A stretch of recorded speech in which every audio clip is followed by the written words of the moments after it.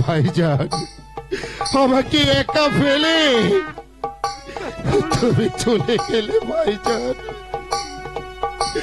এখন আমি কাকে নিয়ে বাঁচবো ভাইজান? আমি কার ছায়ায় গিয়ে দাঁড়াবো ভাইজান? কে আমাকে হুশান হুশান বলে ডাকবে? কেন বাবজা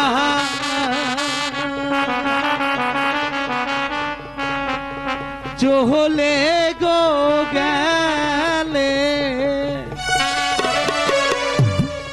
এতি মবা নায়াগো তারু দিদি দিদি রে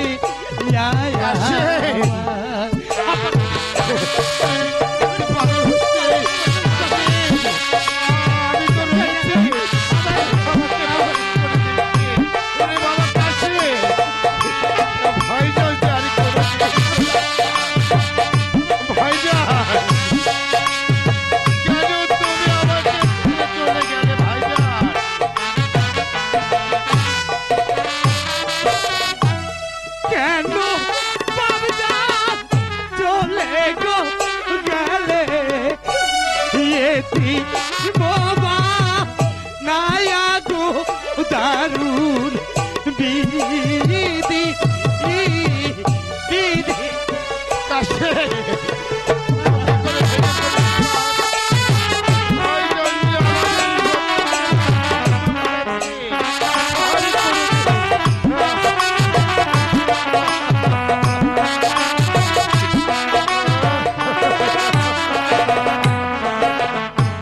পিতাই জানে কুটিরের গোদর ইয়ার না কেহ জানে রে দারুন বিদি বিদি রে মা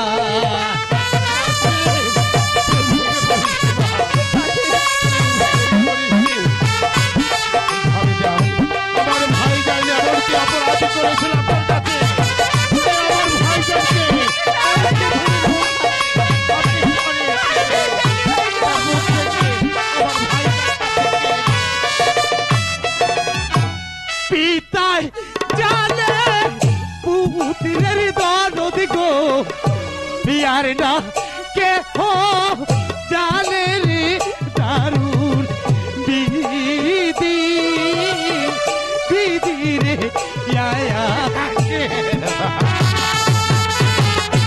আমাদের ভাইজানকে আমাদের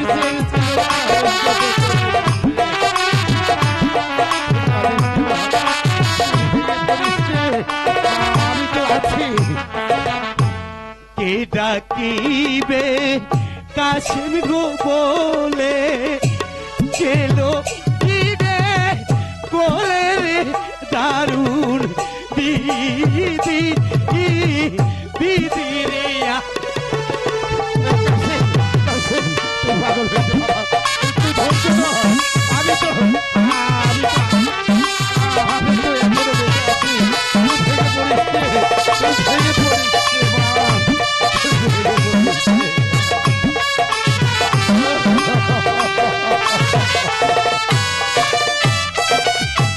কেডা কাশিম বলে গেলো কিবে কোলে রে দারুন বিদি বিদি রে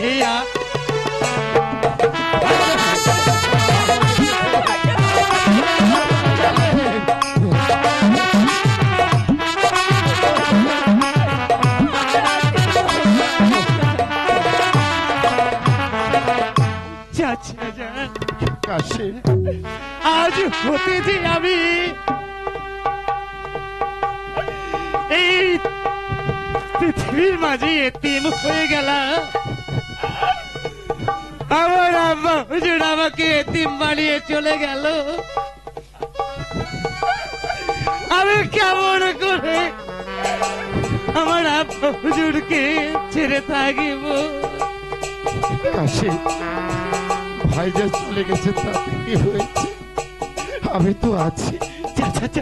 তুই তুই আমার কাছে থাকবি। চল বাবা, ভাইজানকে যে সৎ কাজের ব্যবস্থা করতে হবে। ভাইজান যে বলে গেছে আমাদের নানাজির রোজার পাশে, নানাজির কাছে আমরা যেন ভাইজানের সৎ কাজের ব্যবস্থা করি। আমার আব্বা সুরকে নিয়ে চলো। আমি আমি কি ক্ষতি করেছিলাম আপনার? আমার মুখ থেকে আমার ভাইজানকে আপনি কেড়ে নিলেন। বলুন ভাইজান, আমার ভাই আপনার কাছে কি এমন অপরাধ করেছে? আমি আপনাকে কোনোদিনই ক্ষমা করবো না, কোনোদিন। চলে বাবা কাছে। বেশ তো,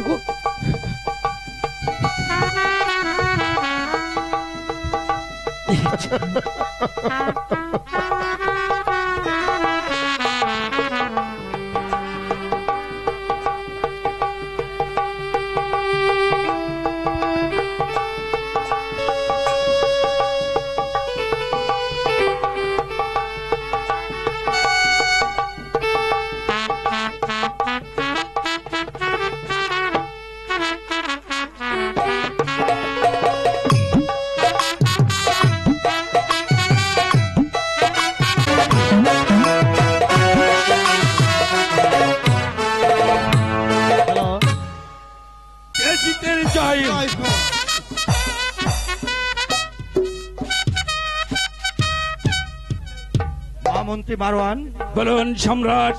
মহাবীর ললিত জনাব, ময়মনা কি কাজটি করতে পেরেছে? আমি ময়মনাকে এক্ষুনি তলব করছি।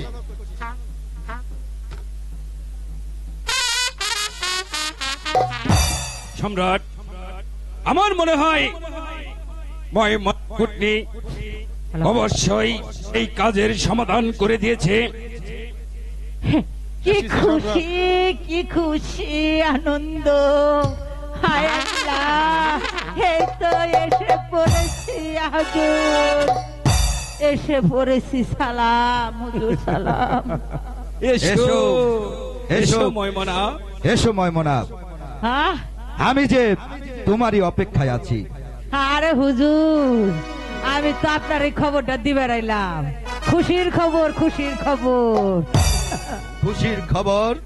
হ্যাঁ, আমার যে খুশিতে মন উৎফুল্ল হয়ে উঠছে। বলো, বলো তুমি কি সেই খুশির খবর? হুজুর, কাজ একবারে হাসি। হাসিল?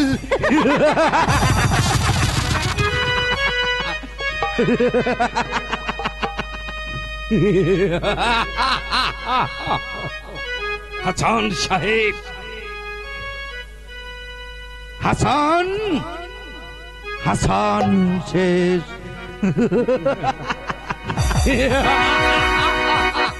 হুজুর, এত আইসেন না, এত আইসেন না। আমার আসার পালা, আমার বকশিস দেন, আমি হাসতে হাসতে নাচতে নাচতে চলে যাই। বকশিস, বকশিস, বকশিস তোমাকে অবশ্যই দেব। দিবেন? তাড়াতাড়ি করেন, তাড়াতাড়ি করেন, আমার ভালো লাগতেছে না হুজুর। আর আমার ধৈর্য মানে না। সম্রাট, ময়মনা যখন আমাদের কাজ হাসিল করে দিয়েছে, তাকে তো উপযুক্ত। আগে খাইছি খুদের ভাত, এখানে খাবো কি জানেন? বাসমতি তেলের ভাত। হ্যাঁ হুজুর। কাবিল খা। মহামন্ত্রী মারওয়ান, বলুন সম্রাট। এই ময়মনা কুটনি স্বার্থের লোভে ওই ইমাম হাসানকে বিষ প্রয়োগে হত্যা করেছে। হ্যাঁ হ্যাঁ হ্যাঁ হ্যাঁ। অন্য কোথায় আরো বেশি টাকার লোভ পেয়ে হয়তো আমাকেও হত্যা করতে পারে। তাই তো না, না, না, না। ওর একমাত্র শাস্তি হচ্ছে মৃত্যুদণ্ড।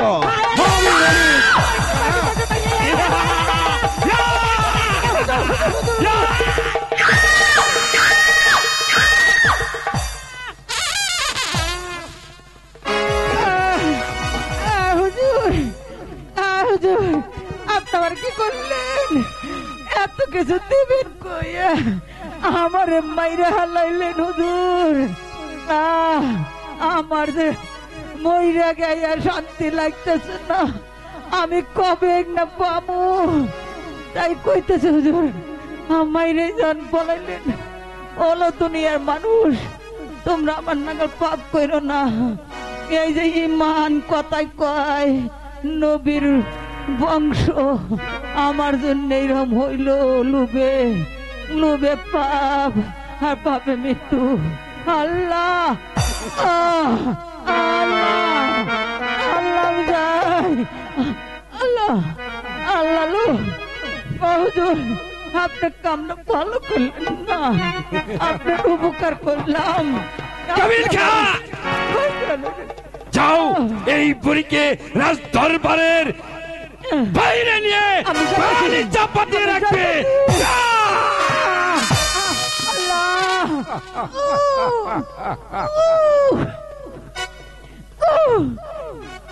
মহামন্ত্রী মারওয়ান, বলুন বলুন সম্রাট। আমার একটা কাজ শেষ, কিন্তু ওই বিবি জয়নব, আমার হৃদয়ের বেদনা আমি আমি আপনাদেরকে বোঝাতে পারছি না।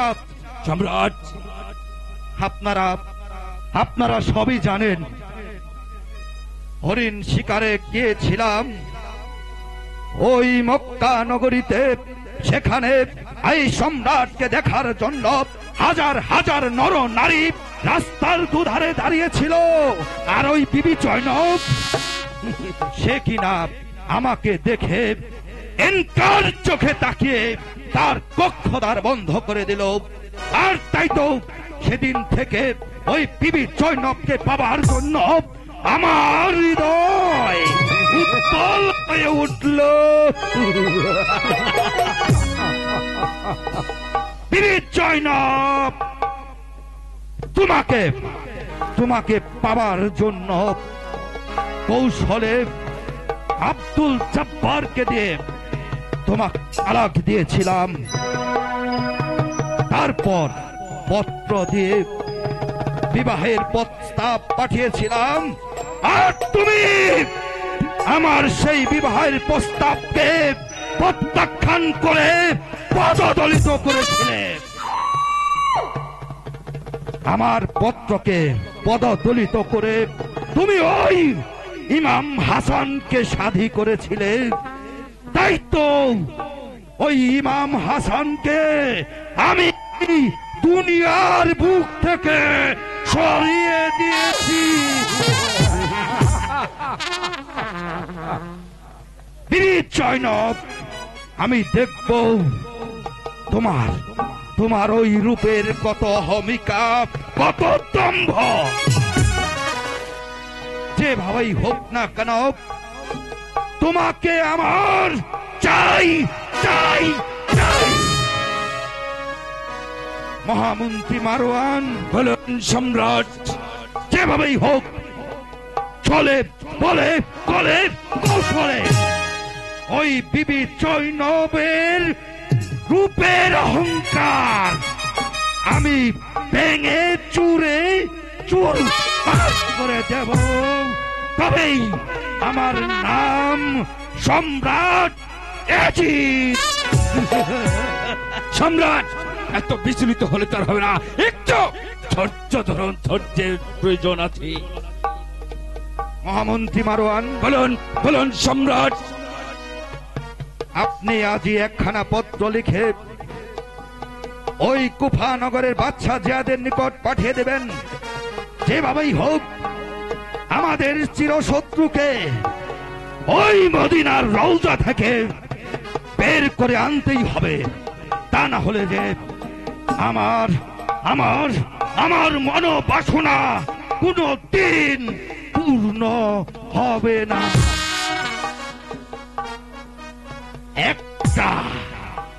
একটা সিংহ শাবককে আমি এই দুনিয়ার বুক থেকে সরিয়ে দিয়েছি, বাকি রয়েছে শুধু আরো একজন, ওই ইমাম হুসেন। যেভাবেই হোক ওকে ওকে ওই মদিনা থেকে বের করে আনতে হবে, তা না হলে আমার আমার মনের বাসনা কোনো দিন পূর্ণ হবে না।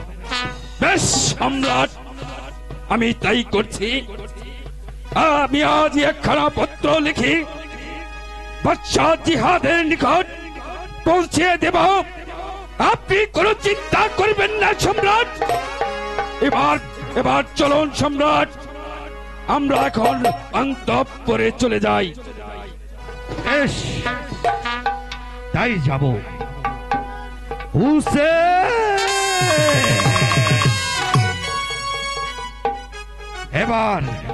এবার আমি দেখব তুমি কেমন করে ওই মদিনার রওজাতে থাকো। আমিও মবিয়ার পুত্র সম্রাট ইয়াজিদ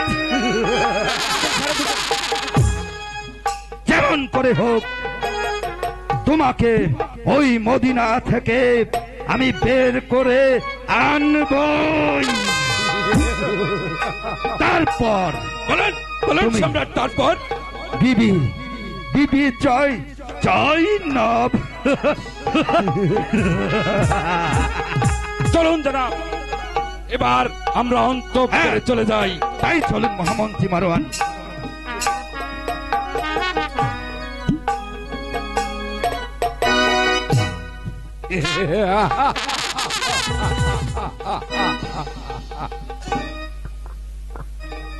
সম্রাট এজিদ, তুমি ধীরে ধীরে এই নরকের পথে তুমি চলে যাচ্ছ।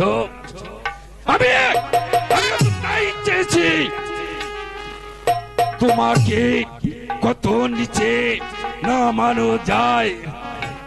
আমি আমার জীবন দিয়ে হলো আমি সব চেষ্টা করব, তাহলে আমার মনের বাসনা যে পূরণ হবে না। তুমি সম্রাট, কিন্তু না না না না না না না না, এই সাম্রাজ্য হবে আমার। সিংহাসন হবে আমার। পথের কাটা এজিদ।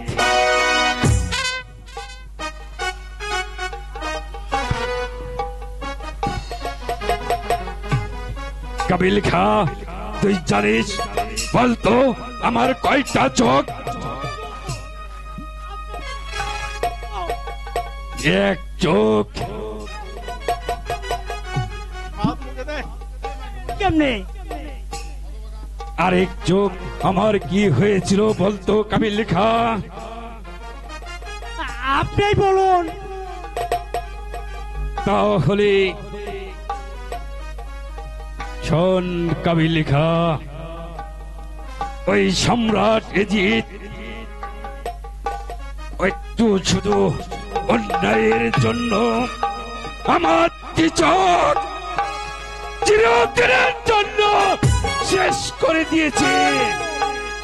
আমি সেই দিনই প্রতিজ্ঞা করেছিলাম, সম্রাট এজিদ, তোমাকে এই দুনিয়ার বুকে আমি বাঁচতে দেব না, দেব না। আসমানে সবে মাত্র মেঘ জমেছে, স্বরূপে এখনো অনেক অনেক কাজ বাকি রয়ে গেছে। পথের কাঠা সম্রাট এজিদ, তোমাকে আমি এখান থেকে তাড়িয়ে দেব, দরকার হলে এই দুনিয়া।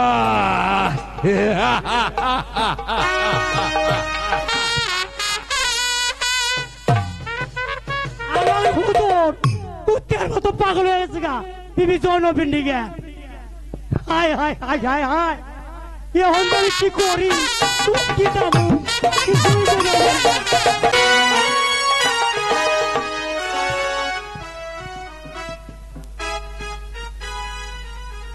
আমি বাদশাহ জিয়াদ, আমার রাজ্যের গরিব দুঃখী প্রজাদের খবর আমাকে সারাক্ষণ রাখতে হয়।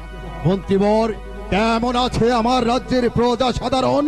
আশা রাখি বেশ কুশলে দিন যাপন করছে। আপনি কি বলেন মন্ত্রীবর?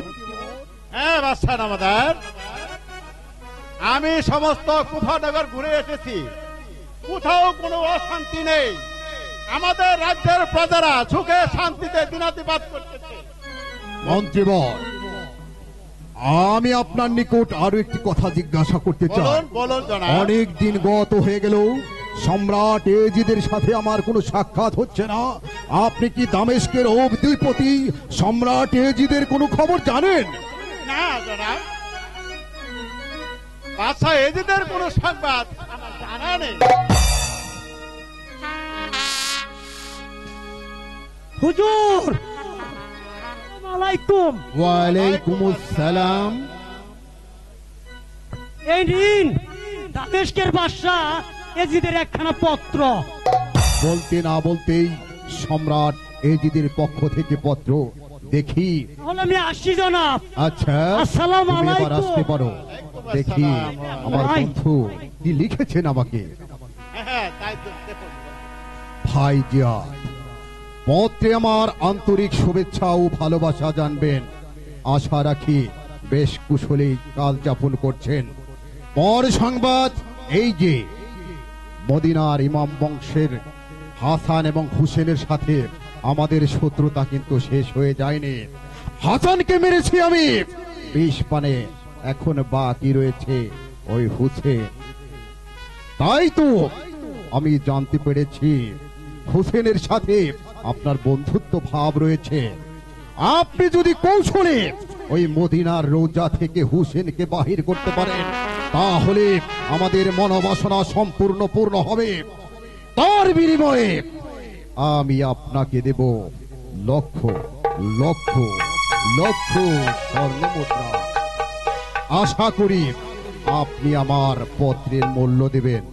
এটি দামেস্কের অধিপতি সম্রাট ইয়াজিদ।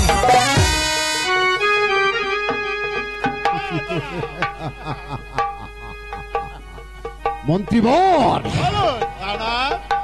নারী, রাজ্য, ধন, এই তিনটি বস্তুর লোভ কার না আছে?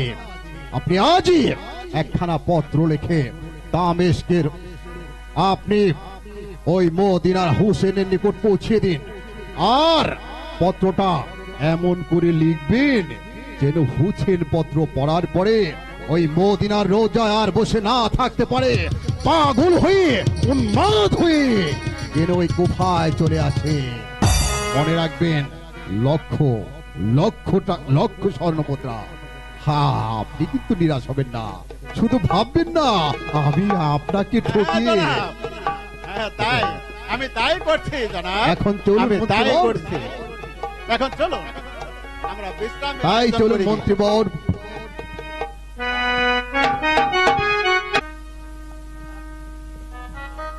ভাই মহাবীর মুসলিম, হযরত, বড় ভাইজান পরলোক গমনের পর থেকে আমার প্রাণে যে কোনো শান্তি নেই, আমার যে কোনো কিছুই ভালো লাগছে না। ভাই মুসলিম, আমার মনে সব সময় একটাই চিন্তা, কি যেন একটা বস্তু আমার জীবন থেকে আমি হারিয়ে ফেলেছি। হযরত, হ্যাঁ ভাই মুসলিম, আমি আমার বড় ভাইটাকে কোথায় গেলে পাবো? কোথায় গেলে আমি আমার ভাইয়ের দেখা পাবো?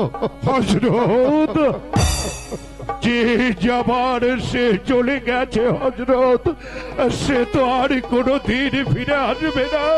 তাই তো ভেঙে পড়বেন না হযরত, আপনি চিন্তা করিবেন না, আমি তো রয়েছি আপনার পাশে। এখন এখন যে আপনাকে শক্ত হতে হবে হযরত। চতুর্দিকে আমাদের শত্রু রয়েছে। আমার মনে হয় মদিনাতে আমরা নিরাপদে আছি হযরত। এখন আপনি ভালো করে চিন্তা করে দেখুন। আর তাছাড়া আপনি যা ভালো মনে করবেন তাই হবে হযরত। ভাই মুসলিম, আমি মন স্থির করেছি, আমি আমার পরিবার পরিজন নিয়ে আমি মক্কাতে চলে যাব। হ্যাঁ ভাই, সেখানে আমাদের কোনো শত্রু নেই। আসসালামু আলাইকুম। ওয়ালাইকুম আসসালাম ইয়া রাহমাতুল্লাহি ওয়া বারাকাতুহু। কে তুমি ভাই? কি হেতু আমার কাছে আগমন? আর কিবা তোমার পরিচয়? আমি কাশেম। আমি কুফানগরের বাদশাহ জিয়াদের পত্রবাহক। এই নিন হযরত আপনার একখানা পত্র। ভাই মুসলিম, হযরত পত্র এতদিন পর বাদশাহ জিহাদ আমার কাছে পত্র লিখেছে। আমি যে কোনো কিছুই বুঝতে পারছি না ভাই। ভাই মুসলিম, পত্রখানা পড়ে আপনি দেখুন কি লিখেছে বাদশাহ জিহাদ। হযরত আমি তাই দেখছি। ওই পত্রে কি লেখা আছে? দাও দাও কাবিল খা, জিয়াদ বাদশার পত্রখানা আমাকে দাও। এবার তাহলে আমি আসি। আসসালামু আলাইকুম। ওয়ালাইকুম আসসালাম ইয়া রাহমাতুল্লাহি ওয়া বারাকাতুহু।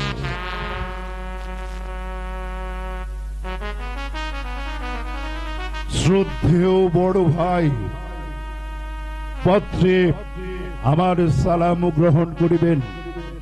আশা করি কুশলই আছেন।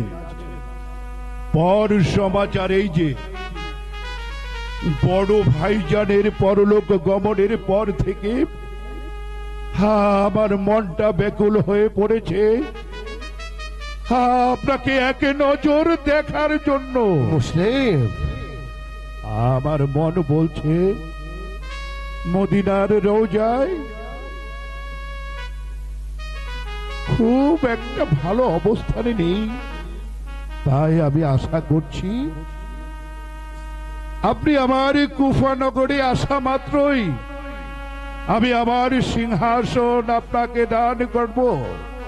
আশা করি পত্র পাওয়া মাত্রই দেরি না করে আপনার পরিবার পরিজন সকলকে নিয়ে কুফানগরে হাজির হবে। ইতি বাদশাহ জিয়াদ। ভাই মুসলিম, বাদশাহ জিহাদের পত্রের যে কোনো কারণই আমি খুঁজে পাচ্ছি না। তুমি বলো এখন আমি কি করব? আমি কুফাতে যাত্রা করব না এই মদিনাতেই আমি বসে থাকবো? হযরত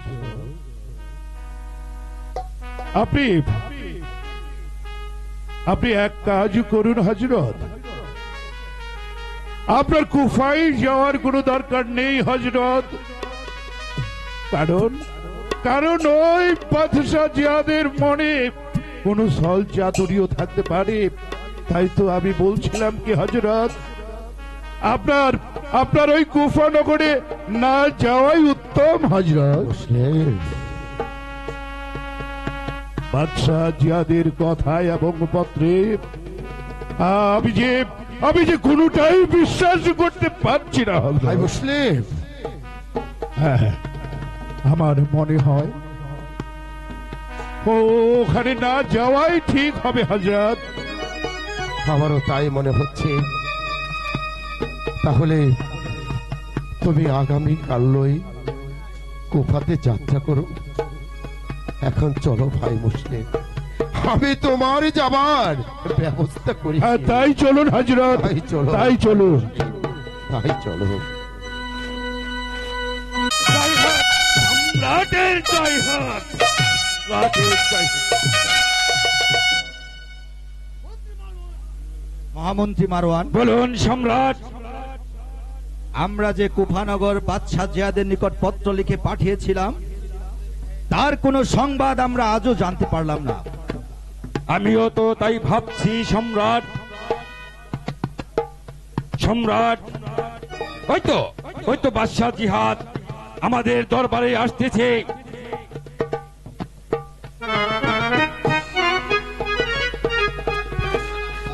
সালাম, আসসালামু আলাইকুম। ওয়ালাইকুম আসসালাম। আসুন আসুন। কি সংবাদ বন্ধু জিয়াদ? আপনার পত্রের খবর কি? সম্রাট, এ নিয়ে আপনি কোনো বুঝছেন কি? চিন্তা করবেন না। মদিনার রওজা থেকে রওনা করেছে। হ্যাঁ সম্রাট, এ নিয়ে আপনার চিন্তার কোনো কারণই আমি দেখতে পাচ্ছি না। কারণ আমার পত্র পেয়ে হোসেন আর মদিনার রওজায় বসে থাকতে পারবে না। সে পাগল হয়ে ছুটে আসতে তাকে হবে, এবং যে চাল আমি চেলেছি সেই চালই তাকে ধরা দিতেই হবে সম্রাট, ধরা দিতেই হবে। সেজন্যই তো আপনাকে আমি বন্ধু হিসাবে গ্রহণ করেছি। ছলে বলে কৌশলে যেভাবেই হোক ওই হুসেনকে মদিনার রওজা থেকে বের করে আনতে পারলেই আমার কাজ হাসিল হয়ে যাবে।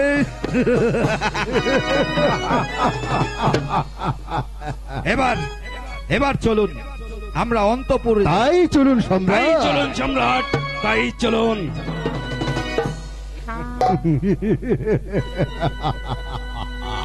সবই তো আকাশে মেঘ জমেছে, কিছুক্ষণ পরে বর্ষণ হবে, অবিরাম অবিরাম বর্ষণ।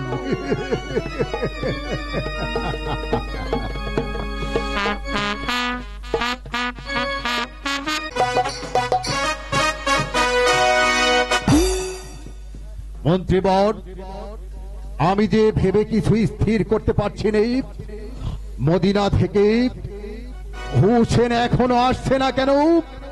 আমি যে এর কোনো উদয়ন্ত খুঁজে পাচ্ছি না মন্ত্রীবর। তবে কি ওই হোসেন আমার চক্রান্তের কথা সব বুঝে গিয়েছে? তাই ভাবছি জনাব, এর কারণ যে আমি কিছুতেই কিছু বুঝতে পারছি না। আপনার চালাকি বুঝবেই বা কি করে?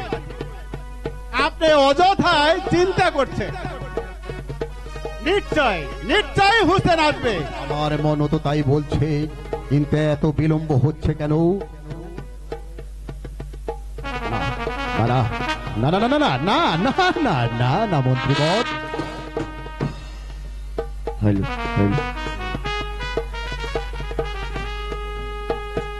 হোসেন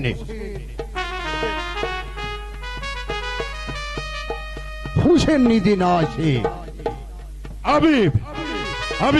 আমি মহাবীর মুসলিম আপনার সম্মুখে হাজির হয়েছি। আসুন আসুন মদিনারে মহাবীর মুসলিম। আমি বুঝতে না পারছি না, প্রভু নিজে না এসে আপনাকে পাঠানোর কারণটা কি? এই তো তার জন্য সিংহাসন শূন্য পড়ে রয়েছে।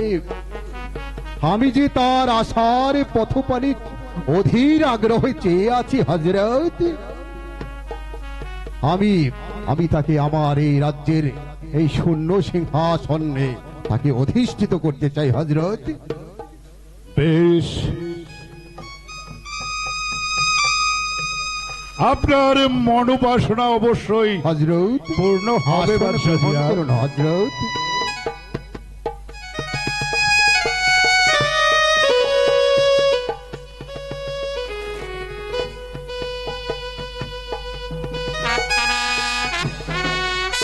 জয় মহাবীর মুসলিমের জয়, জয় মহাবীর মুসলিমের জয়, জয় মহাবীর মুসলিমের জয়। জয়। এবার চলুন হযরত। আপনি বড্ড ক্লান্ত হযরত, আপনার এখন বিশ্রামের প্রয়োজন। আপনি বিশ্রাম করবেন, চলুন অন্তঃপুরে চলে যায় হযরত। বেশ, তাই চলুন।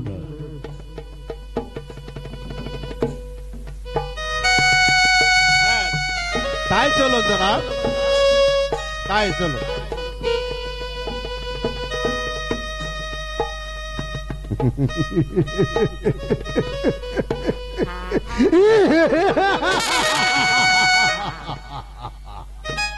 মুসলিম, তুমি এখনো আমার চালাকি বুঝতে পারোনি। তোমাকে তোমাকে সিংহাসন দান করা এটাও যে ছিল আমার চালাকি। বুঝবে বুঝবে হযরত, এখন না হয় একটু পরে হলেও বুঝবে। কি বলেন মন্ত্রীবর? হ্যাঁ, তাই বলছি জনাব। হাসুন, প্রাণ খুলে হাসুন, প্রাণ খুলে হাসুন। হ্যাঁ, জনাব, চলো এখন আমরা অন্তঃপুরে চলে যাই। চলো, তাই চলুন। হ্যাঁ তাই চলো, তাই।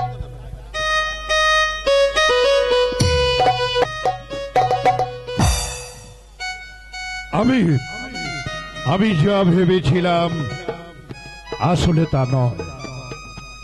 কারণ দূর থেকে কোনোদিন কোনো মানুষকে চেনা যায় না। আসলে বাদশাহ জিয়াদ আমাদের পরম বন্ধু, এর মধ্যে বিন্দু মাত্র সন্দেহ নেই।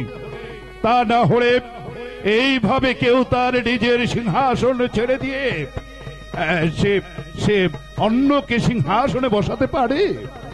হে হে মেহেরবান খোদা, তুমি আমার সহায় থেকো খোদা, তুমি আমার সহায় থেকো। আজই এই মুহূর্তে একখানা পত্র লিখে আমি মদিনায় হযরতের কাছে পাঠিয়ে দেব। অতি সত্বর যেন হযরত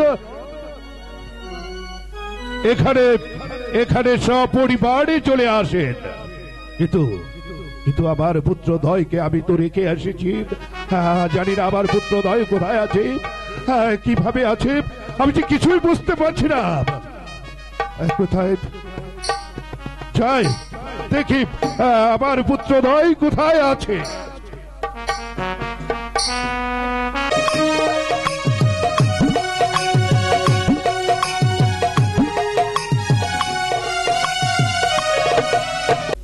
হে পাক পরওয়ারদিগার, অনেক দিন গত হয়, মুসলিমকে পাঠিয়েছি আমি কুফায়। মুসলিম তার দুই পুত্র নিয়ে কুফায় চলে গেছে। তাদের সংবাদ যে আমি পাচ্ছি না, তারা কেমন আছে কোনো কিছুই যে আমি জানি না। তবে কি তারা কুফায় গিয়ে কোনো বিপদে পড়েছে? না না না না, আমি কি ভাবছি? আল্লাহ পাক পরওয়ারদিগার, তুমি তাদেরকে দেখে রেখো, তুমি তাদের সহায় থেকো, তুমি তাদের সহায় থেকো।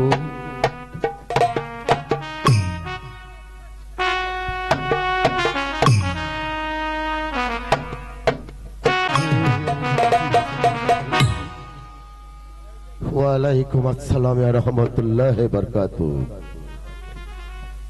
হযরত, এই নিন আপনার একখানা পত্র।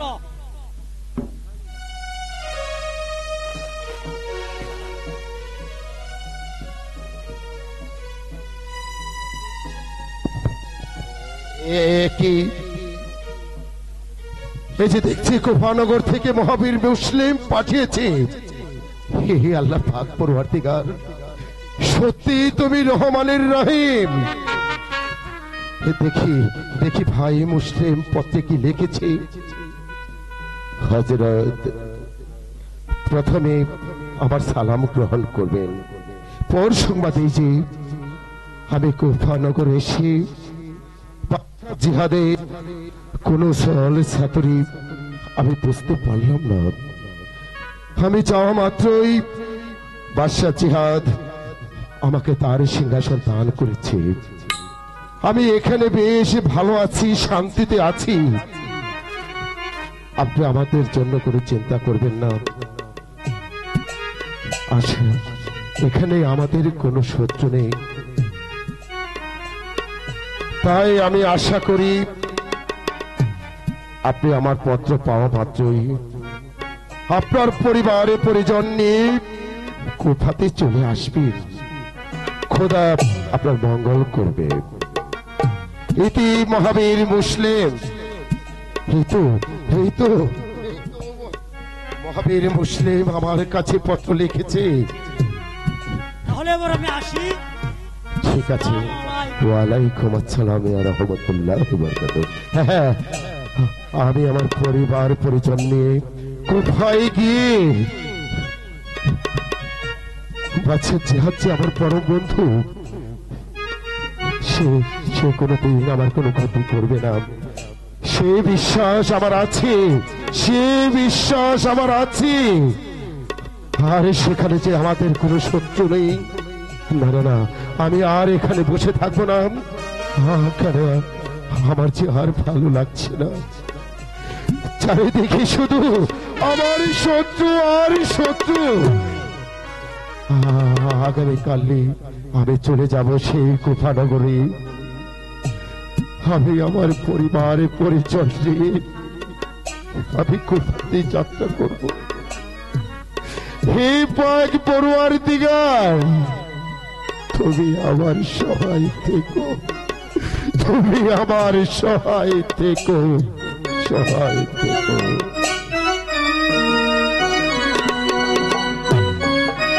বসুন বাদশা নামদার, আসন গ্রহণ করুন। হুজুর, একখানা কথা বলতে চাই, বলতেও যে আমার খুব দ্বিধা লাগছে। হুজুর, আমি আপনাকে অভয় দিচ্ছি, আপনি নির্ভয়ে বলুন কি হয়েছে, খুলে বলুন। আমি যে আপনার কোনো কথাই বুঝতে পারছি না। বাদশা নামদার, এই জিদের সৈন্যগণ আমাদের রাজ্য অচিরে আক্রমণ করার জন্য আসছে। হযরত, কি বলছো জিয়াদ? আমি যে কিছুই বুঝতে পারছি না। এই জিদের সৈন্যগণ আমাদের রাজ্য আক্রমণ করতে আসছে। দাদা, আমি কিছু হযরত, আমিও যে এর কিছুই বুঝতে পারছি না, কিন্তু এই মুহূর্তে আমারই বা কি করার আছে। এখন আপনি আমাকে যা হুকুম করবেন আমি তাই করব হযরত। না না ভাই জিয়াদ, এই মহাবীর মুসলিম জীবিত থাকতে তোমার কোনো চিন্তা নেই, তোমার কিছুই করতে হবে না। আমি দেখবো ওই বাদশা জিদের সৈন্যগণ আমাদের কি করতে পারে। আমি ওদের পর বাঘের নাই ঝাঁপিয়ে পড়বো এবং একটি একটি করে আমি ওদেরকে প্রাণে শেষ করে দেব। ভাই জিয়াদ, বলুন হযরত।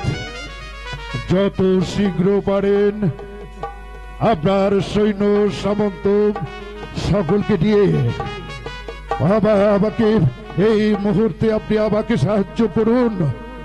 খোদার রহমতে ওরকম শত শত অলিদ মারওয়ান আমার কিছুই করতে পারবে না। আমি একটি একটি করে ওই ইয়াজিদের প্রত্যেকটি সৈন্যকে আমি পায়ের তলায় মিশিয়ে দেব। ভাই জিয়াদ, এক মুহূর্ত বিলম্ব নয়, আমি চললাম, আমি যুদ্ধের জন্য প্রস্তুতি। চলুন সম্রাট।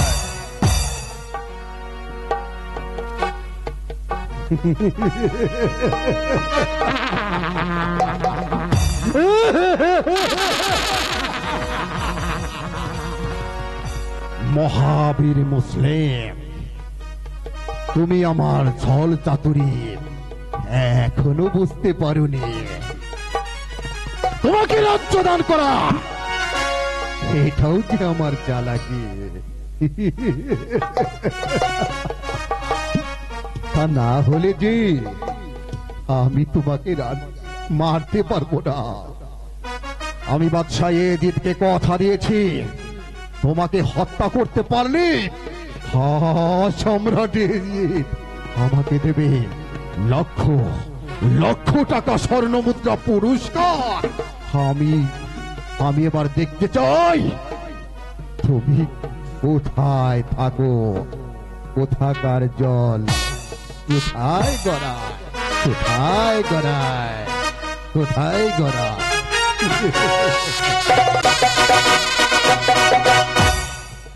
বাবা বাবা ইব্রাহিম মোহাম্মদ, আব্বা হুজুর, তোমরা তোমরা যে আর এখানে থাকতে পারবে না বাবা কেন? ইব্রাহিম মোহাম্মদ। কেন আব্বা হুজুর, আমরা কেন এখানে থাকতে পারবো না? আমি এখনই ওই যুদ্ধক্ষেত্রে চলে যাব। তোমরা তোমরা তোমরা এখানে থাকা যে নিরাপদ নয় ভাবি। আব্বা হুজুর, আমরা তো এই দেশের কিছুই চিনি না আব্বা হুজুর। আমরা আপনার সঙ্গে না থাকলে আমরা এখন কোথায় যাবো আব্বা হুজুর? আমরা যে আপনাকে ছেড়ে কোথাও যাবো না আব্বা হুজুর। আব্বা জান, আজকে যদি হয় যুদ্ধ করে মরবো, আর যদি মরতে হয় যুদ্ধ করেই মরবো। না না বাবা ইব্রাহিম মোহাম্মদ, তোমরা যে আমার একমাত্র কলিজার টুকরো নয়নের মণি, তোমাদেরকে আমি ওই যুদ্ধের ময়দানে যেতে দেব না। যুদ্ধ করতে হয় আমি নিজেই যুদ্ধ করব। বাবা ইব্রাহিম মোহাম্মদ, আব্বা হুজুর। ওই যে দেখো, এজিদের সৈন্যরা আমাদের পিছনে গেছে, চারিদিকে ঘেরাও করেছে। বাবি মোহাম্মদ ইব্রাহিম, আর এক মুহূর্তে এখানে থাকবি না বাবা। চলে যা বাবা, চলে যা।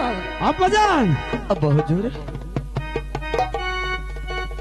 আমরা আসার সময় আমরা যে তিন বাবা ছেলে একসাথে এসেছি আব্বা হুজুর, তাই তো এই অচিনে দেশে আপনাকে ছেড়ে যেতে আমার মন চাচ্ছে না আব্বা হুজুর। আমি তো কখনো আপনার এই বিপদের মুখে ফেলে, আমি যে আপনাকে কখনো এই বিপদের মুখে ফেলে চলে যেতে পারবো না আব্বা হুজুর। ইব্রাহিম মোহাম্মদ, তোমরা কি বলছো ভাবি? তোমাদের যে যেতেই হবে ভাবি, তোমরা চলে যাও। না না আব্বা আব্বা হুজুর, হুজুর, আমরা আপনাকে আপনার চোখের জল যে আমাদের পথ পিছু করে দিচ্ছে আব্বা হুজুর। না, জন্মদাতা পিতার চোখের জল দেখে, জন্মদাতা পিতার চোখের জল দেখে আমরা দু ভাই কখনো যেতে পারবো না আব্বা হুজুর। ওরে বাবা ইব্রাহিম মোহাম্মদ, তোদেরকে আমি কি করে বুঝাই? আরে দুনিয়ায় বেঁচে থাকতে হলে একসাথে বেঁচে থাকবো আব্বা হুজুর। আর যদি মরতে হয় তাহলে একসাথে মরবো। পিতা তোমার চোখে জলে পথে আমার পিছুল হয়ে যায়। পিতা তোমার চোখে জলে পথে আমার পিছল হয়ে যায় আব্বা।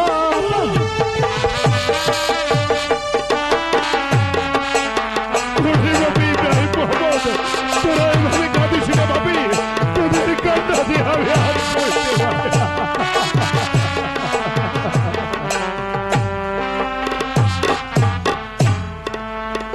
পিতা তুমি আর কে দোনা মুখটা ফেটে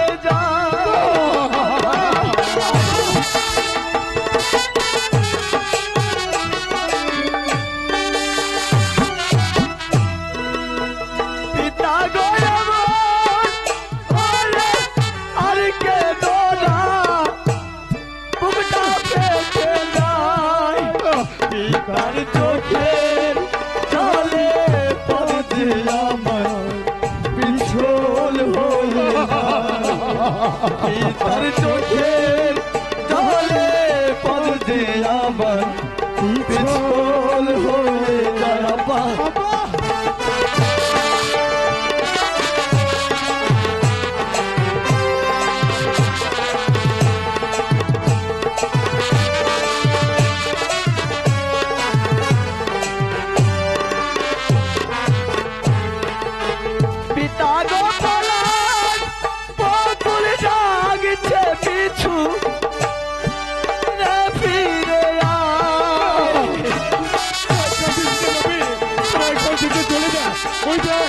ওই দেখ নিজেদের সোনার এদিকে আসছে চলেছে আমার পিতা গো পলাশ বকুল ডাকছে আমার আইরে ফিরে পিতার চোখের জলে পদ যে আমার পিছল হয়ে যায় পিতার চোখের জলে পদ যে আমার পিছল হয়ে যায় আবার কাঁদিস রে বাবা তোরা কাঁদিস রে তোদের যে বেঁচে থাকতে হবে হ্যাঁ দাদা তোরা এখান থেকে চলে যা ভাবি তোরা এখান থেকে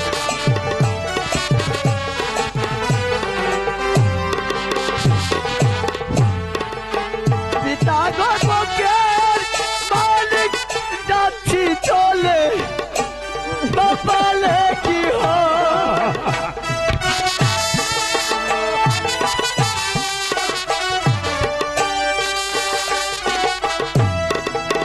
পিতা তোমার চোখের মালিক যাচ্ছি চলে মোদের কপালে কি হয় পিতার চোখের জলে পড়ছি আমার পিছল হয়ে যায় পিতার চোখের জলে পড়ছি আমার চলে যা চলে যা পিতার চোখের জলে পড়ছে আমার পিছল হয়ে যায়